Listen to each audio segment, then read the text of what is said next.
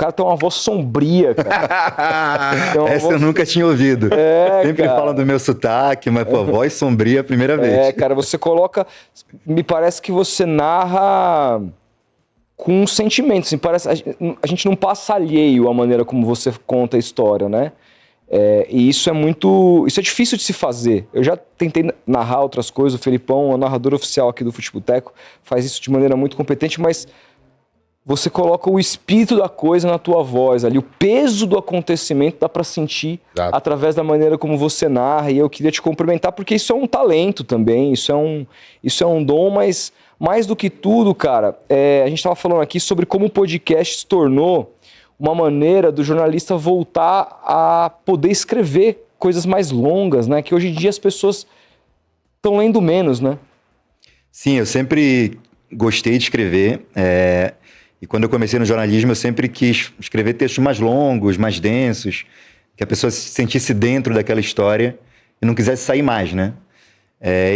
Consegui fazer isso algumas vezes, lá no UOL, onde eu trabalhei por muito tempo. E só que, de uns anos para cá, criou-se essa ideia de que as pessoas não têm mais tempo, tem essa economia da atenção, que ninguém consegue ficar muito tempo no mesmo conteúdo, lendo a mesma coisa, você tem que competir com Instagram, com WhatsApp, com TikTok. Então, o espaço para você escrever textos mais longos foi cada vez menor, né? Eu não conseguia mais fazer isso em textos escritos. E o podcast surgiu para mim como uma forma de poder escrever roteiros mais elaborados, com começo, meio e fim, com cenas, com diálogos. E o ouvinte do podcast, ele tem muito mais condições de se engajar naquela história, eu acho, do que alguém que está lendo apenas um texto escrito, né? Porque você bota o seu fone de ouvido ali, vai fazer outra coisa, vai lavar louça, vai para academia, no metrô, no ônibus, você está ouvindo aquela história, você tem os recursos auditivos, a narração, a edição, a música, que trazem uma experiência que o texto escrito não consegue trazer, né? Para uma matéria, para uma reportagem. Então, o podcast apareceu para mim como uma grande oportunidade de ficar junto do meu ouvinte por mais tempo, e eu fico muito feliz de saber que eu consigo engajar os ouvintes assim num episódio do começo ao fim, né? Porque o grande desafio, assim, toda vez que eu sento para escrever um roteiro, é convencer a pessoa a ficar comigo até o final, né? E isso tem muita técnica, tem muito estudo, tem muita apuração, né? E talvez quem esteja ouvindo não perceba a estrutura que está por trás de um episódio de jornalismo narrativo, né? De um podcast narrativo. E é bom que não perceba mesmo, né? É bom que a coisa fique fluida, fique tranquila e a pessoa só sinta as coisas que eu quero que ela sinta, né? Que pode ser indignação, raiva, revolta, ou pode ser felicidade, alegria, euforia. Isso tem muita técnica envolvida e eu fico feliz de saber que eu consigo fazer isso. Como que você começou, cara? Assim, eu tive primeiro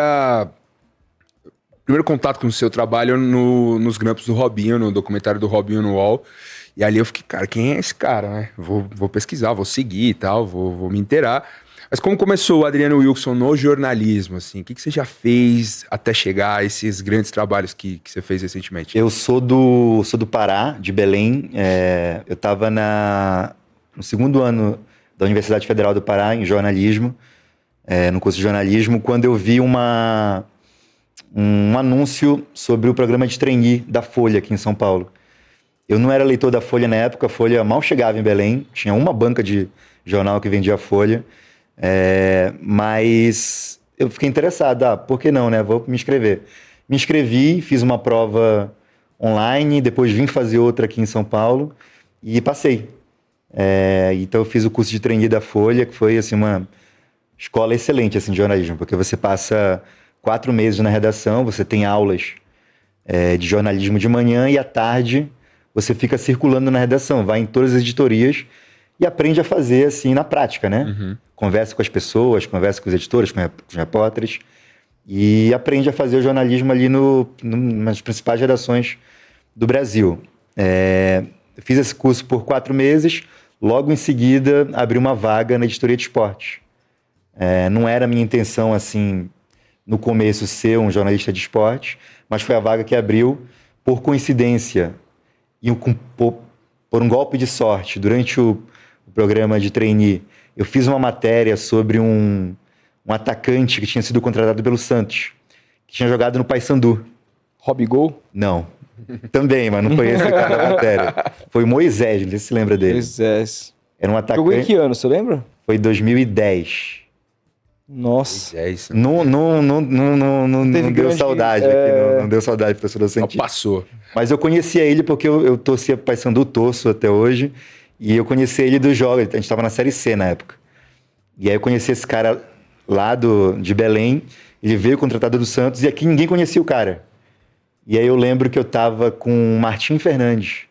Nossa, grande repórter. A gente tinha um programa lá no Trainee que era você ia para os estádios, ia para os treinos com os repórteres da editoria de esportes, e aí você, para saber como é que os caras faziam o trabalho, fazer contatos, e eu fiz contato com ele e ofereci essa pauta para ele.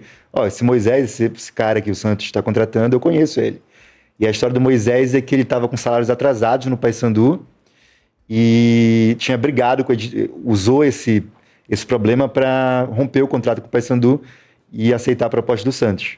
Então ele saiu tretado do Paysandu, ele era o herói da Série C e virou vilão por causa dessa treta. Então a gente fez a matéria lá, foi uma abre de página, foi minha primeira matéria assinada aqui na Folha, e era isso, contando como o Moisés tinha virado vilão do Pará, brigado com a torcida para jogar no Santos. E aí eu fiz essa matéria durante o trainee. Quando abriu a vaga em esporte, os caras já me conheciam, né? Então eu era meio que o favorito lá para ocupar essa vaga. Foi uma vaga de 3 meses, fui renovando até que eu fui contratado pela Folha. Então esse foi o meu começo, né? Fiquei 1 ano na Folha, saí e logo em seguida fui para o UOL. E estava no UOL desde 2012, saí esse ano só. Olha só. Então esse foi o meu começo.